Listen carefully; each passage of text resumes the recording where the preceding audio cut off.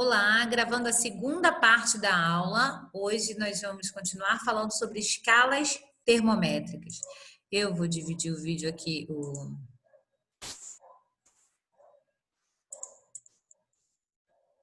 com vocês de onde nós paramos. E tá aqui a continuação. Como eu falei, né, aqui até no slide anterior, são instrumentos usados na determinação de temperatura de um corpo. Um termômetro comum deve ter uma substância termométrica que varia o seu volume ao sofrer uma variação de temperatura, como o mercúrio, por exemplo. Ele é muito sensível, então se você dá uma baforada no mercúrio, ele já tende a dilatar. Para os alunos do terceiro ano que já tiveram essa aula, vocês sabem o que é dilatação e como o corpo dilata, ok? Aquecer o dilator, correto? Então, por isso que dentro de um termômetro a gente coloca, né, um material sensível que é para qualquer diferença de temperatura ele já o quê? Ele se expandir e ficar ali marcando naquela temperatura ali. Tem até eu estou aqui olhando para um aparelho termométrico que eu tenho aqui bem parecido com esse aqui, termômetros para ambientes. Aqui às vezes bate 10 graus, né? Eu moro num ponto muito alto, às vezes dá frio, enfim. Temos aí os termômetros para ambientes, termômetros industriais e o termômetro clínico, que é o que vocês muito provavelmente conhecem também. Escalas termométricas, né? O que é isso? É o conjunto de valores numéricos que a temperatura pode assumir. Define em graus o estado térmico ordenado a partir de um mais frio ao mais quente. Como se constrói uma escala? Eu posso construir uma escala, Ana Lídia? A gente quer, na nossa aula, eu quero que você construa a escala Ana Lídia. Ou uma escala do seu nome, ok? Escolhemos duas temperaturas fixas de fácil reprodução, que serão denominadas de pontos fixos da escala, tá? Então, eu vou chamar aqui, ó, esse ponto de 1 grau, ponto fixo, o ponto fixo é um ponto de gelo, vou chamar aqui esse 1 grau aqui é um ponto de gelo. Opa! E eu vou ter que chamar aqui um ponto, segundo ponto aí, né? Aqui, na verdade, o ponto de gelo a gente coloca 0 graus. E o ponto de vapor, aqui no Rio de Janeiro, a gente chama de 100 graus Celsius, correto? Atribuímos valores numéricos arbitrários nos pontos fixos e dividimos o intervalo em partes iguais. Aqui, a gente vai abordar 3 escalas, né? O Celsius, escala Celsius, é a mais utilizada no Brasil, era denominada centígrada. O primeiro ponto é o que corresponde a 0 graus Celsius, como eu falei para vocês, e o segundo ponto, 100 graus Celsius. Sua denominação é feita com o número seguindo ordinal, seguido, né? Ordinal e da letra C. Por exemplo, graus Celsius, 0 graus Celsius, né? 15 graus Celsius. Temos Fahrenheit, mais usado nos Estados Unidos e na Europa, que aí é uma escala que tem um ponto diferente. O nosso 0 graus Celsius é o 32 graus Fahrenheit deles, e o nosso 100 graus Celsius é o 212, o ponto de ebulição deles, né? O ponto de vapor. Então, a gente sempre vai ler assim, né? 32 graus Fahrenheit, 130 graus Fahrenheit. E temos a escala Kelvin, que é a escala... Pô, no Brasil é Celsius, nos Estados Unidos e na Europa é Fahrenheit. Como é que eu passo uma receita para as pessoas se eu não tenho...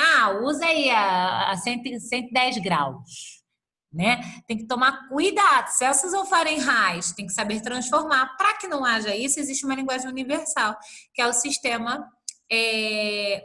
a gente usa o Kelvin no Sistema Internacional de Medidas mesmo, que também, utilizado no SI, e a gente chama ela de escala absoluta, tá?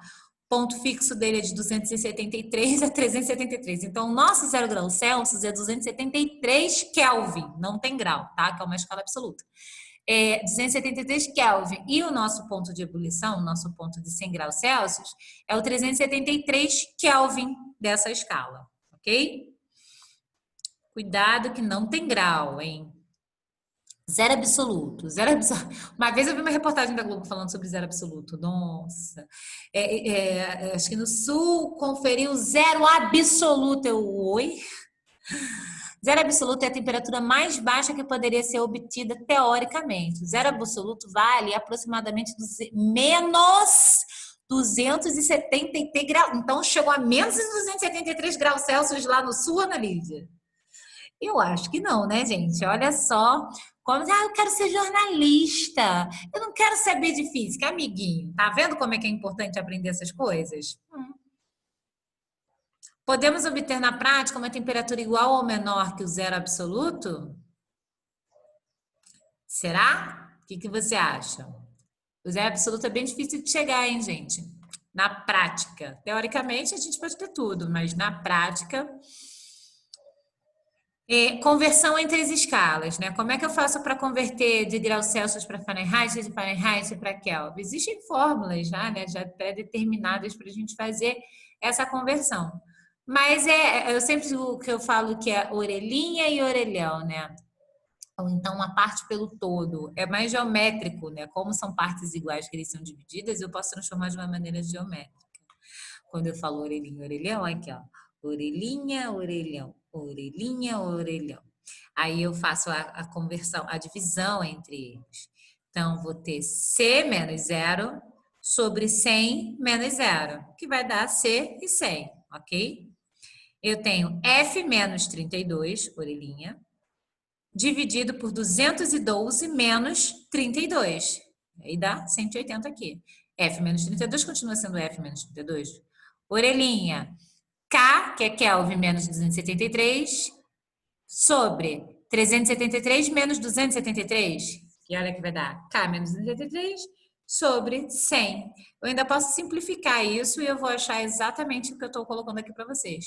Então, tá aí uma escala, uma conversão entre as escalas que eu posso passar de graus Celsius para Fahrenheit, Fahrenheit para Kelvin. Necessariamente eu não preciso saber essa fórmula. Eu preciso saber só os pontos fixos das escalas, né? O ponto mínimo e o ponto máximo. O ponto mínimo e aí, orelhinha, orelha, orelhinha, orelha. Ok? Essa é a fórmula de transformação de temperatura.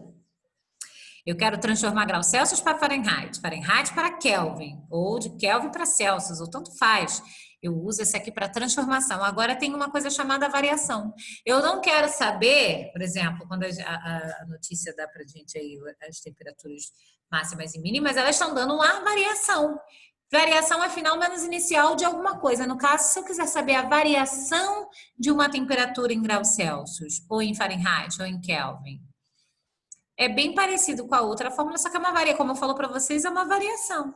Então, variação é aquele símbolo do delta, variação em graus Celsius, final menos inicial sobre 100, final menos inicial de Fahrenheit sobre 180, final menos inicial de Kelvin sobre 100. Simplificando, eu ainda tenho isso aqui. Então, tem duas fórmulas aí para entender. Quando eu quero transformar uma determinada temperatura, 10 graus Celsius para Fahrenheit, eu uso aquela outra fórmula que eu mostrei para vocês, mas se eu quero saber a variação, eu já quero o mínimo e o máximo, já. Eu gravo, eu coloco essa fórmula da variação entre as escalas, ok? A escala arbitrária é aquela escala que me mostra qual caminho a seguir, que eu posso descobrir a minha própria escala, eu posso fazer agora a minha própria escala. Eu tenho que ter os pontos que eu preciso, do mínimo e do máximo, ok?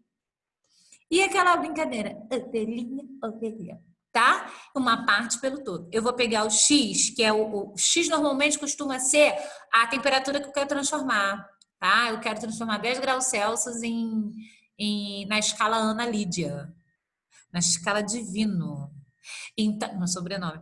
Então, eu posso fazer uma escala X de graus Celsius, uma escala Y Divino, ok? Como é que eu transformo? Como é que eu vou saber quem é a minha temperatura no grau divino? Tá legal, gostei. Eu acho que eu vou fazer uma escala dessa para mim. Uma parte pelo todo. A X, que é a temperatura que eu quero descobrir, menos o ponto fixo que eu tenho que ter dessa escala arbitrária. Então, eu vou ter X menos X1 sobre X2 menos X. Eu vou ter Y menos Y1 na minha outra escala, sempre tem que comparar. E pronto, perdão. Aqui eu já construí uma escala arbitrária para eu poder descobrir, por exemplo, se eu tenho aqui, nesse X seria o grau Celsius e o Y, como eu falei, divino. Eu descubro a minha própria escala. Tenta fazer na sua casa a sua escala sua, com o seu nome. E acabou. Chama isso aí de seu. Pandemia, a gente faz o que a gente quer. Tá bom? Até a próxima aula, turma. Muito obrigada pela companhia.